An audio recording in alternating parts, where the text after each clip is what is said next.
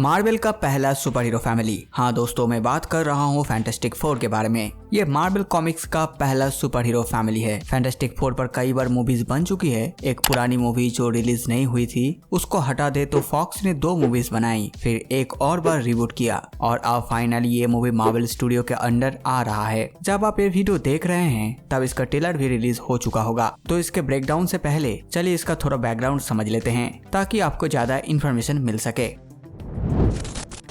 Fantastic four को पहली बार 1961 में आई हुई कॉमिक्स फैंटास्टिक फोर के पहले इशू में दिखाया गया था। उसके बाद अलग अलग एडवेंचर में हमें ये टीम देखने मिली। सीक्रेट वॉर्स जैसे बड़े इवेंट में भी फैंटास्टिक फोर की बहुत बड़ी भूमिका थी। सीक्रेट वॉर्स में आयरन मैन या कैप्टन अमेरिका नहीं थे, बल्कि रीड रिचर्ड था, जो कि ये मार्वल यूनिवर्स का सबसे इंटेलिजेंट इंसान। हाँ दोस्तों, टोनी स्टार्क से भी ज्यादा स्मार्ट। सोच के देखो, अगर टोनी अपने दिमाग से इतना कुछ कर सकता है तो रीड रिचर्ड और क्या क्या कर सकता होगा। मूवीज में इनका ऑरिजिन हमें 2 बार दिखाया गया था। एक बार 2005 की फैंटास्टिक फोर मूवी में और दूसरी बार 2015 के रिबूट में। दोनों मूवीज में डॉक्टर डूम ही विलेन था। अब 2025 की मूवी में ऑरिजिन स्टोरी दिखाने की कोई जरूरत नहीं होगी, इसीलिए ये वीडियो इम्पोर्टेंट हो जाता है।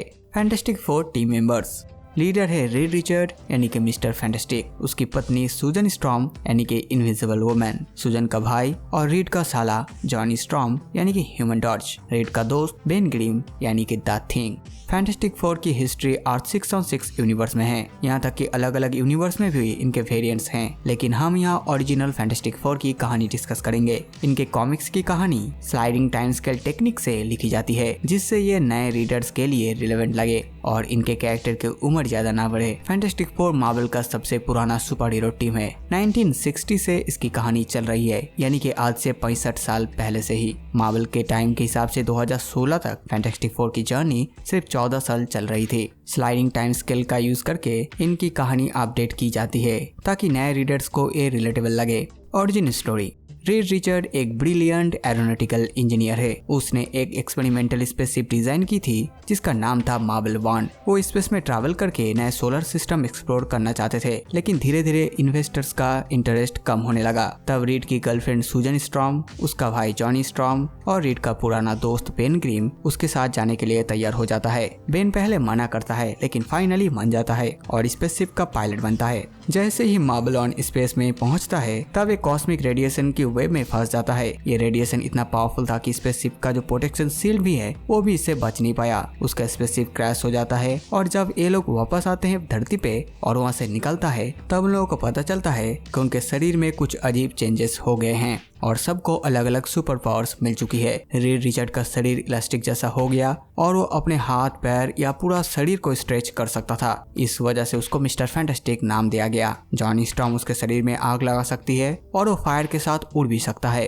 इसका नाम ह्यूमन टॉर्च पड़ा। सुजन स्टॉर्म अपने शरीर को इनविजिबल बना सकती है और फोर्स फील्ड भी जनरेट कर सकती है। इस वजह से उसका नाम इनविजिबल वुमन रखा गया। बेन ग्रिम का ट्रांसफॉर्मेशन सबसे ज्यादा शॉकिंग था। उसका शरीर पत्थर जैसा हो गया था और वो सुपर स्ट्रॉन्ग बन गया। इसको द थिंग कहा जाने लगा। ये लोग समझ गए कि इनके पास अलग अलग पावर्स आ चुकी है। इसके बाद ये डिसाइड करते हैं कि ये अपनी पावर्स का यूज ह्यूमैनिटी के भलाई के लिए करेंगे और एक टीम बनाते हैं जिसका नाम होता है फैंटास्टिक फोर। कॉस्मिक रेडिएशन की वजह से इन लोगों को गवर्नमेंट ने क्वारंटाइन फैसिलिटी में डाल दिया। वहाँ रीड का एक कॉलीग जनरल वाल्टर मंटगोमरी उनका ऑब्जर्वेशन कर रहा था। वहीं एक और आदमी रेमंड पेरी भी था जो रेडिएशन की वजह से म्यूटेटेड हो गया था। पेरी फैसिलिटी में तोड़फोड़ करने लगता है, तभी फैंटास्टिक फोर उसे रोकता है। इसके बाद रीड जनरल मंटगोमरी को कन्विंस करता है कि हमें आजाद करना चाहिए और ह्यूमैनिटी की मदद करने का मौका देना चाहिए। फिर एक न्यूक्लियर फैसिलिटी का एक्सीडेंट होता है और जनरल मंटगोमरी अपने सीनियर्स को कन्विंस करता है कि फैंटास्टिक फोर को एक मौका दिया जाए। इस तरह फैंटास्टिक फोर एक ऑफिशियल सुपर हीरो टीम बन जाती है।